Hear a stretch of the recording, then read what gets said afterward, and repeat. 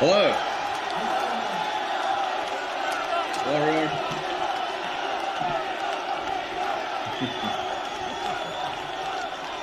Congratulations. Congratulations, Tommy, on putting together an amazing event and really rallying the people of Britain. Elon, none of this could have happened without you giving the British public access to the truth and giving us free speech and fighting for our free speech. So on behalf of Great Britain and the British public, we're incredibly grateful, Elon. You're most welcome. You're most welcome. And you may notice this T-shirt that I'm wearing. It's great British author George Orwell. What would Orwell think? I think that's generally a good way to look at these things. He would want freedom of speech. He would want the people to know what's real. He'd want the people to fight against government oppression and fight for the truth and fight for the future of Britain.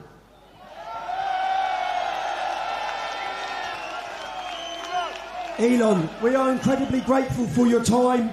We know what a busy man you are. Why is it important for you to be here today speaking at this Unite the Kingdom event?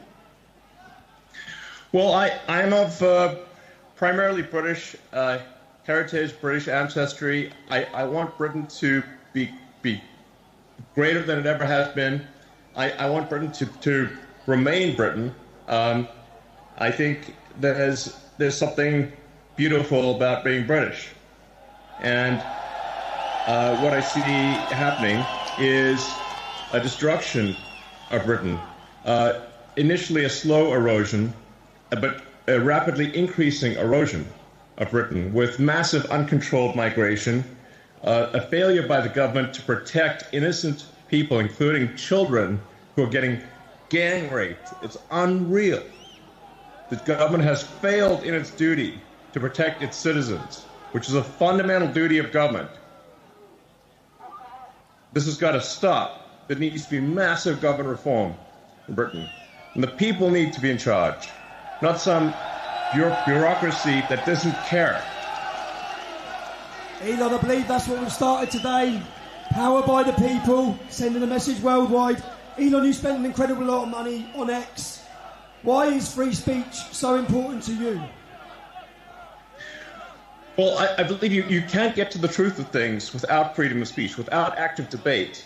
There's so many on the left that want to just crush debate and put people in prison just for talking, as you were, just for speaking their mind. The essence of democracy is it should be a government for the people, by the people, In fact, this is a government against the people and not for the people. This is why everyone is gathered here today, is something's got to be done. This is unacceptable. The government needs to be responsible to the people of Britain. It needs to protect Britain. It needs to protect the weak, those who cannot protect themselves, especially the children. And when I read about some of the horrific stories and how the government did nothing and tried to hide it, they try to hide these horrific crimes. And then you see how much violence there's on the left, with our friend Charlie Cook getting murdered in cold blood this week, and people on the left celebrating it openly. The left is the party of murder and celebrating murder. I mean, let that sink in for a minute. That's who we're dealing with here. That is who we're dealing with. Elon, to so many of the British public who are scared to exercise their free speech, they're worried about being imprisoned, they're worried about being attacked, even to share their speech on your platform of X. What message would you give to them? The message is really, my message is to the reasonable center. The common sense. So my appeal is to British common sense, which is to look carefully around you and say, if this continues, what world will you be living in? This is a message to the reasonable center, the people who ordinarily wouldn't get involved in politics, who just want to live their lives. They don't want. They're quiet. They just go about their business. My message is to them: if this continues, that violence is going to come to you. You will have no choice. You're in a fundamental situation here where whether you choose violence or not, violence is coming to you. You either fight back or you die. You either fight back or you die.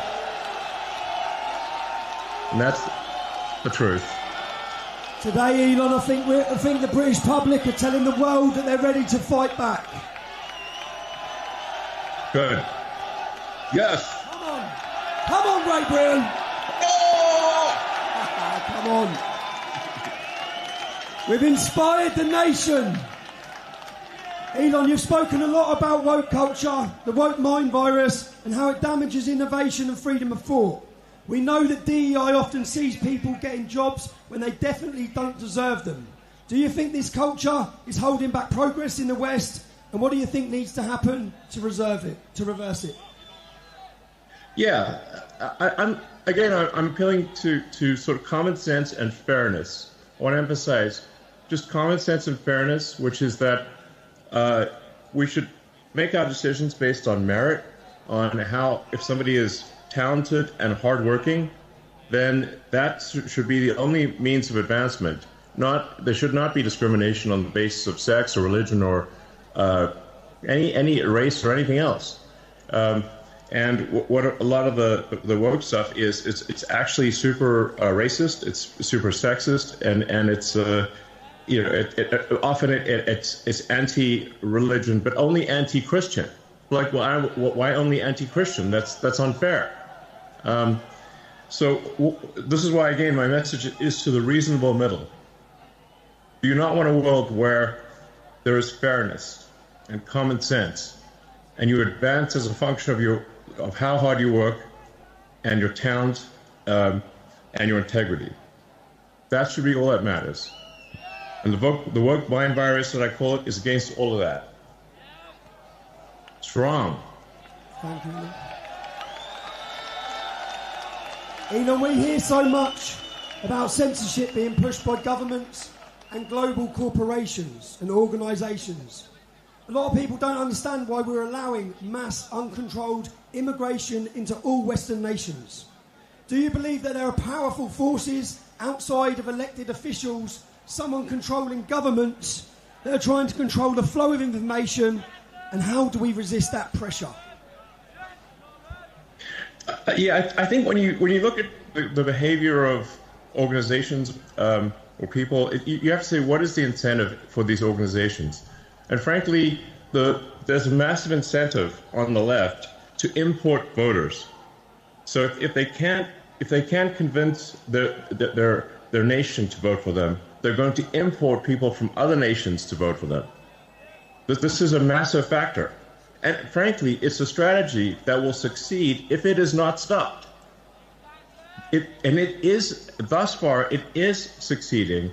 And you see strong movements to allow people who are not from Britain to vote in Britain, to allow people who are not from France or elsewhere to vote in those countries, and thus depriving the citizens of their democratic power. It's really a voter importation thing, and if they're allowed to succeed, if this is allowed to continue, they will succeed in importing voters, swaying the elections, and taking your vote away from you.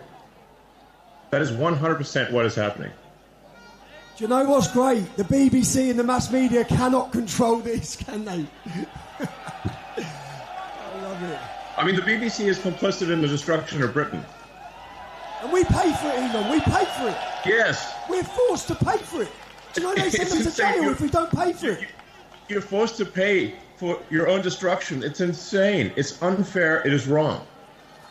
Elon, a lot of ordinary people that are here today, they feel ignored, they feel censored, or they're labelled just for speaking up about their legitimate fears and concerns in their communities? Do you believe technology like X or even AI can finally give power back to those people? Or do you think it will make censorship worse or even automate it? I mean, that's a complicated question. It really depends on what government is in charge. The government can obviously use whatever powers are available to suppress the people. And so I really think there's got to be a change of government in Britain. And you can't, we don't have another 4 years or whatever the next election is. It's too long. Something's got to be done. There's got to be a dissolution of Parliament and a new vote held.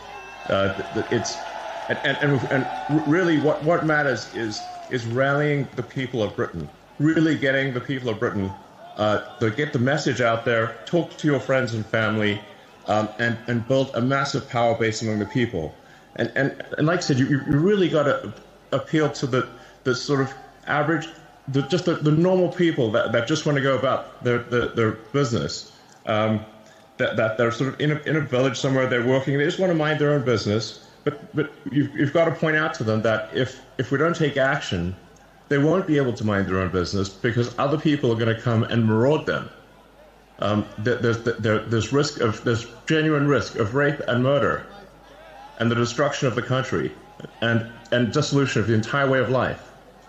And so, yes, in the normal course of business, if things were if you weren't under a massive attack, then people should go about their business and just live their lives.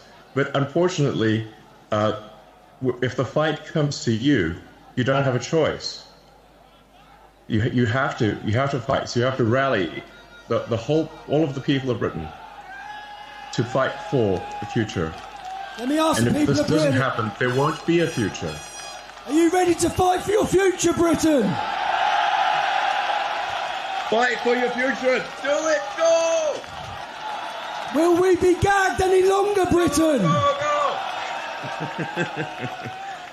But you know what I mean, Tommy. You know what I mean. I mean, I talk to my friends in Britain, and they're like, yes, they live in a village here or there, or a town or city here or there, and they're like, well, it doesn't seem like it's really that much of a problem. I'm like, well, if you want to know what's going to happen to your town or village, just visit London, and you'll see that it's filled with crime. It often doesn't feel like Britain at all, and it's only a matter of time before that is what happens to your town or village. It starts in London, but it will spread to every town and village in the country, and no one will have any peace. We're running out of time, people. We're running out of time. Elon, you've built rockets, you've built cars, you've built satellites, you've built AI. Things most of us couldn't dream of. It's fair to say you're a visionary. When you look at leaders in Europe and the UK today, do you think they share the same talent for future vision, or do you feel like they'll be left behind and out of touch? Well, I think we've got to have a freer country, a freer. Europe in general has to be freer. It's stifled by bureaucracy. I think it's good that Britain left the EU because there's just too much bureaucracy in the EU. But frankly, instead of really going down a path of personal freedom and deregulation and getting rid of these stifling regulations, unfortunately, the British government has pretty much stayed on par with the EU. If not in some ways made the stifling regulation worse. So if you have excess government regulation and oppression, you stifle the freedom of people to try new and great ideas. And Britain used to be a country that did amazing things, some of the boldest things on the entire planet. And that is possible in the future. But it can't be done if you've got this massive oppressive bureaucracy and a government that doesn't care about its people. And that has to change. There has to be profound change. And there's not much time left. Elon, you've said before that civilization is fragile. We agree. Yes. It's precious. When you look at the West right now, every country in the West, with its wars, its divisions, its censorship, and its declining trust in institutions, none of us trust them at all. None of the public trust them. For good reason. Are you optimistic or pessimistic about where we are heading? I think if the people of Britain take charge and actually ensure that there's a government that represents their interests and not a government that represents foreign interests, then I think Britain has a great future. And I think we can be optimistic. I think there's amazing things that are possible. If the technology that's coming is used in the right way, we can have an incredibly exciting future, one which is, sort of Star Trek made real. It's sort of like the exciting utopian sci-fi where we have spaceships and we've got robots and we've got incredible technologies that are really exciting. But we need to preserve civilization long enough for that to happen, and we need to go onward and upward. And we need to fight for such a future. Such a future is not inevitable. We have to fight for such a future. I think that many British people had lost hope, but after today's scene, have you got hope again, Britain? Britain is awake. Thanks to you, Elon. Thanks to your input. Can we just ask... Well, thanks to you, Tommy. Thank you, brother. Can we ask, what do you see as the future of the UK and Europe in your vision? Where are we heading? What's the future like for us? Well, I think there needs to be a future where the people take charge, where there's deregulation, a massive reduction in bureaucracy, and generally a new hope, where people look forward, wake up in the morning, look forward to the future. They're excited about what's going to happen next. But we must have revolutionary government change for that to occur. And this is not ordinary course of business sort of stuff. This really requires everyone to sort of marshal the people, to take charge, reform the government, and make sure that you actually have a government that is for the people, by the people. And that's essential. And that's not... So we're really at a fork in the road here. We're at a fork in the road to darkness or greatness. And that will be decided only in a matter of years. And we must take the path to greatness. And that's the path that's exciting and inspiring and will make life worth living.